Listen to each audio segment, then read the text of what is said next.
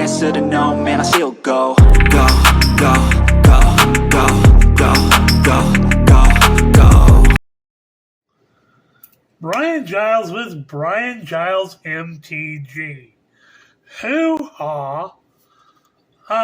We've come up just yesterday, which is at the time of this recording video. This is August the 3rd. Yesterday, August the 2nd, Magic the Gathering got a new set announced from Wizards of the Coast called Mystery Boosters 2. Now, Mystery Boosters was, in essence, although they don't really admit that, pause for the cause.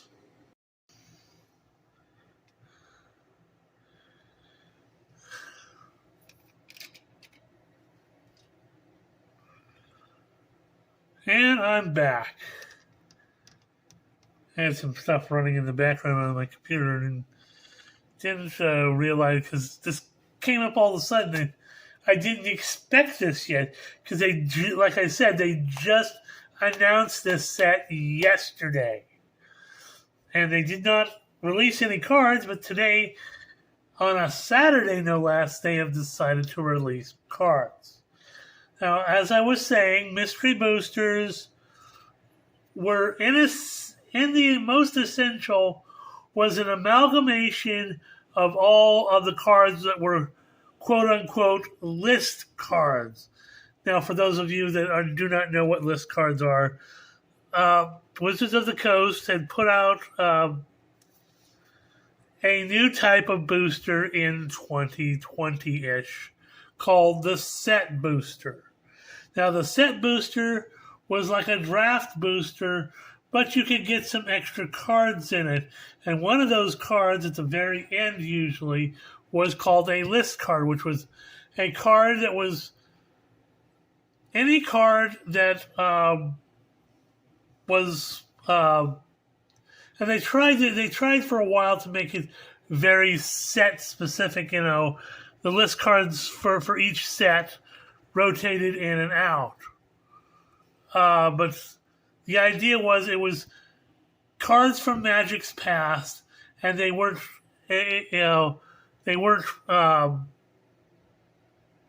legal in the terms of like for draft playability. That's why they had the set boosters. They were designed as for what they call mid-level collectors, those that played and those that collect as well. It was a good idea to start with, but they needed something else. But the truth of the matter is that Mystery Boosters were born out of a convention type of thing where at conventions they would have what they call chaos drafts. And they'd have older Magic packs, which was where the list came from. List cards came from older Magic packs that they give you 3 random packs from 3 random older sets, and you would draft those cards. Well, these chaos drafts became wildly popular at the conventions, and the conventions were saying we're running out of these these cards because they're harder and harder to get because they're older sets and they're no longer in print. So what Wizards did is they created the Mystery Boosters, which they took random packs of like 10,000 plus cards, and they packaged them up in a certain order where you had 2 cards from each color and that were common or uncommon, and then you had 2 cards that were either multicolored or artifacts or colorless cards. And then you had your 2 rares.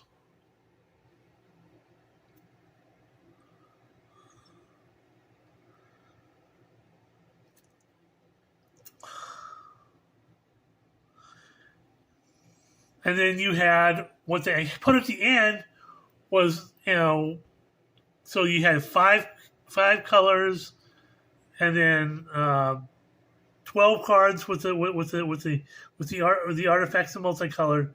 Then you had 2 rares,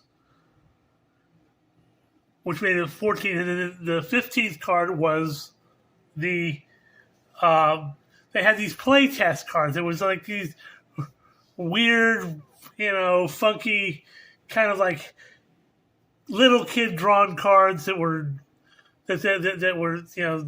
designed to be funny, crazy cards that they weren't they looked like they were stuck on the back of all other Magic cards. But this, and that became wildly popular to do these chaos drafts at conventions. And then they say these conventions were selling so many of these that the game stores that were at these conventions, we want to be able to sell some of these. So they created a retail edition of that.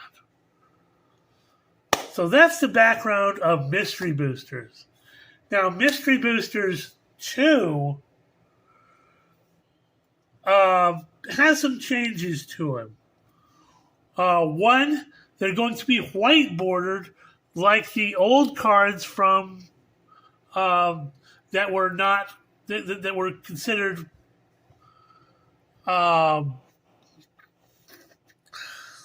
reprint cards back in the early days that set them apart from the original cards, like revised cards were considered a reprint. It's a reprint set. Chronicles was white bordered; it was reprint, and also, as you can see on this card that we have here, Preordained, which is going to be our first card, it has the question mark symbol for the mystery boosters. That way, there's no confusion between what was a mystery booster card and what was a list card. Although they were considered the same thing, they really, they came from 2 different products. And also, in the corner here, it does have, the set thing that says Mystery Boosters 2.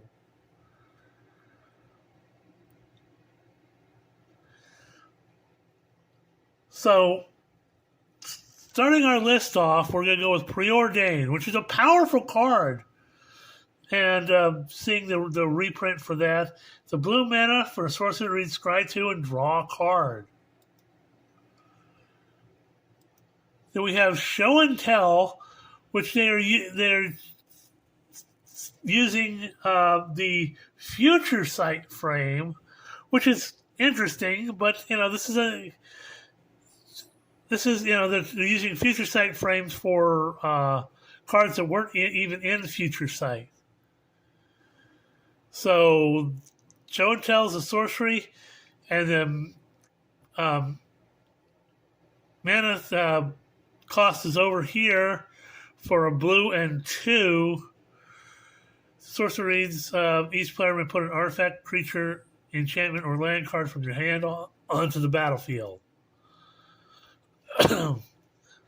We have Demonic Consultation from Ice Age, which was another very powerful card. For 1 black mana, instantly read, choose a card name, exile the top 6 cards of your library, then reveal cards from the top of your library to reveal a card with the chosen name. Put that card into your hand and exile all other cards revealed this way.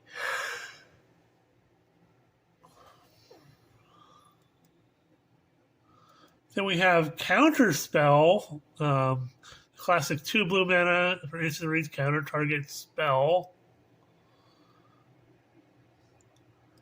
We have Path to Exile, White mana, instant. Exile target creature's controller may search your library for a basic land card, put the card onto the battlefield tapped, then shuffle. We have Cabal Coffers, the first time we've seen this in a white border, which will make it somewhat desirable to possibly some collectors, because now white borders are the more sought after cards because, after a while they changed everything to black borders, and but white borders used to be the cards that you didn't want to play with because they were reprints and blah, blah, blah, blah, blah. You didn't want white cards in your deck. You wanted the originals. You wanted the black border cards. So, Cabal Coffers is a land. Pay 2, tap it, add a black for each swamp you control. Next up is one of the new test cards in Pyromancy 101. A red mana for a sorcery lesson, which is something that came out in the Strixhaven set. Pyromancy deals 1 damage to any target. It has Teach for red and 1. Exile this spell taught to a creature you control. For as long as that card remains exiled, that creature has tap it to copy the exile card. You may cast a copy for its Teach cost. That's interesting. I'm not going to lie. For a test card, that actually sounds like a really interesting list card. That's maybe, if you wanted to ever go back to someplace like Strixhaven or something like that, you might want to have that card. Next up, we have Deathrite Shaman in the white border. For a hybrid black or green, you have a 1/2 Elf Shaman. Tap it to exile target land card from a graveyard. Add 1 mana of any color. Pay a black, tap it, exile target instant or sorcery card from a graveyard. Each opponent loses 2 life. Pay a green and tap it, exile target creature card from a graveyard. You gain 2 life. So, hoo-haw. Then we have Urza's Saga in the white border, which is an enchantment land, Urza's Saga. Chapter 1 reads, you tap to add colorless mana. Chapter 2 says, Urza's Saga gains 2, tap to create a 0/0 colorless construct artifact creature token. With this creature gets +1/+1 for each artifact you control. And Chapter 3 says, search your library for an artifact card with mana cost 0 or 1. Put it onto the battlefield and shuffle.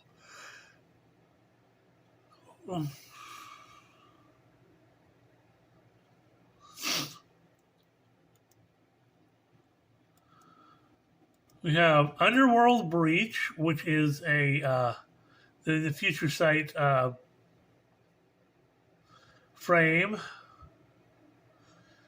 which is a red and 1 for an enchantment that reads, each non-land card in your graveyard has escape.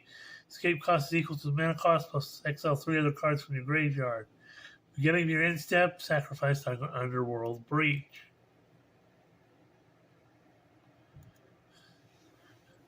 Next up, we have another test card, an Indicate, which it comes out of what they call these funky redacted cards. It was Vindicate, but they black out certain things to make it the mana cost, and so it's just a funny card. It's a sorcery. It says target permanent, and the flavor text says you. By Soren Markov. It's just a funky little card, much like a lot of the test cards were back in the original Mystery Booster set. Then we have Wasteland, which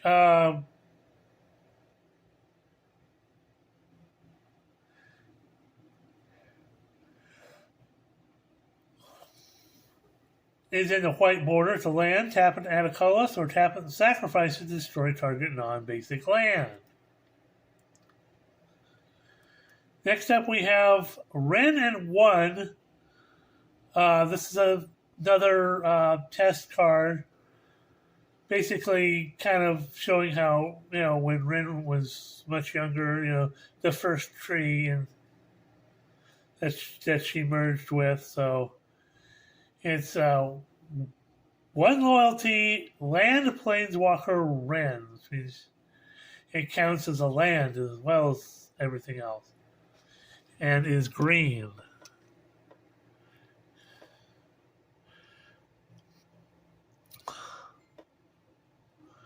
+1 loyalty, Wrenn and 1 gains tap and add a green mana until your next turn.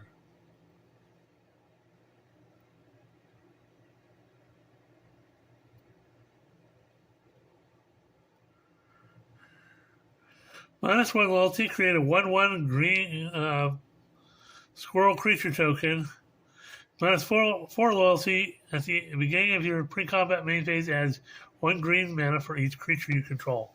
This would be...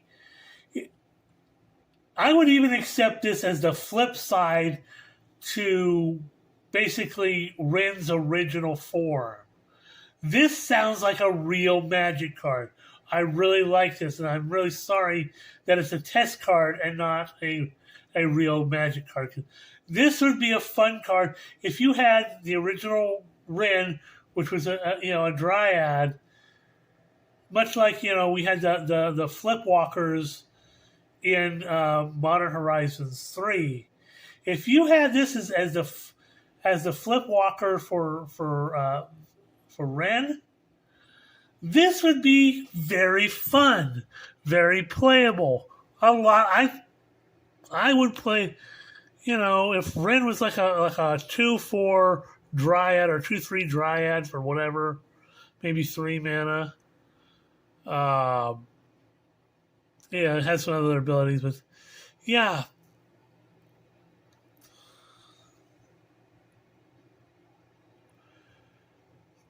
This would be a fun card to play with. Next up, we have another crazy test card in Mox Poison. 0 mana for an artifact that reads, tap and add 1 mana of any color, and you get 2 poison counters. It's crazy, but it's almost like it's playable. And I know that there are certain groups out there that allow you to play with test cards. But again, it sounds like a fun card. And I'm not unhappy about it.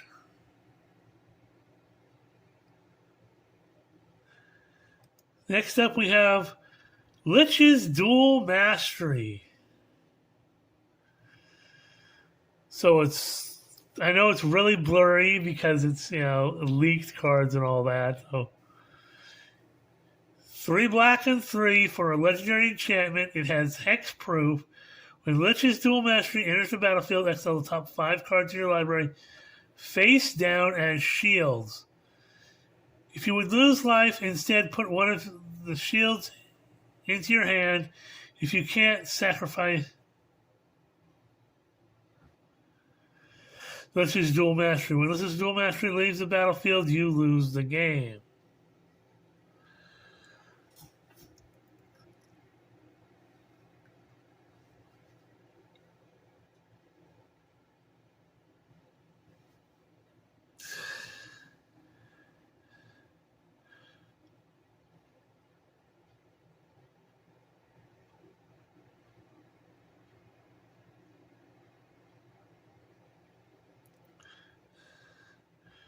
I mean, it's crazy. It's it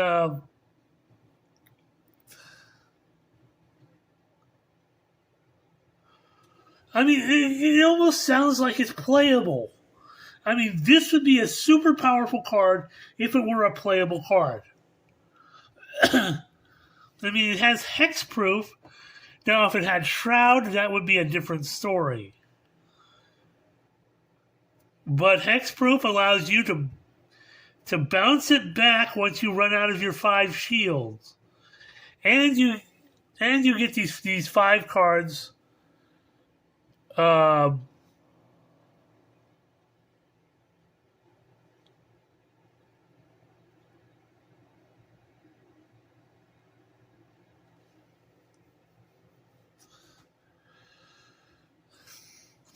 And of course, there's the whole thing. If you can't bounce it back, you lose the game.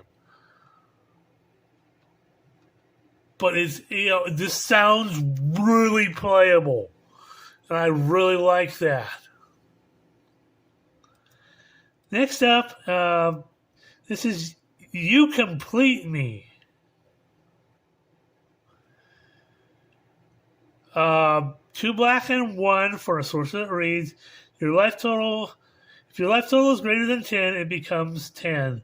For the rest of the game, your maximum life total is 10.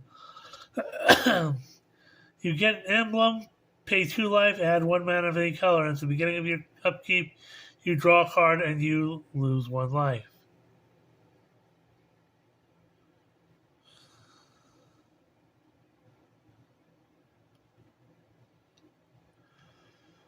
It sounds funky. Sounds almost playable. It's super big drawbacks, but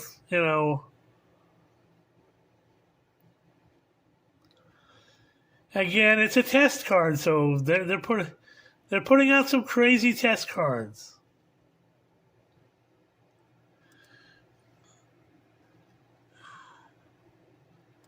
So hang on here. I'm going to see how much.